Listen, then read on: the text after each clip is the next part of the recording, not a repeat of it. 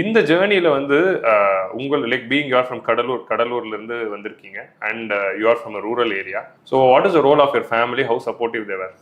Okay sir.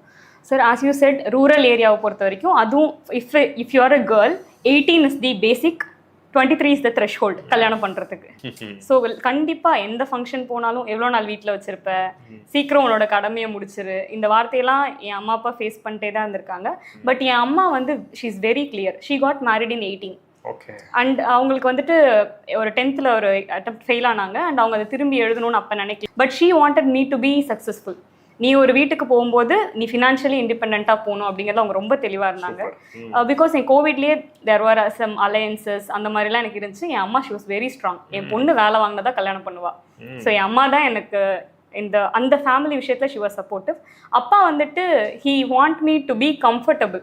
அப்பாவுக்கு வந்து நான் கஷ்டப்படக்கூடாது, கஷ்டப்பட்டு படிக்கக்கூடாது, நைட்டு கண்ணு முழிக்கக்கூடாது, சந்தோஷமாக கல்யாணம் பண்ணிட்டு ஹாப்பியாக இருமா, நீ ஏன் கஷ்டப்படுற, அந்த மாதிரி he was caring but in a different way.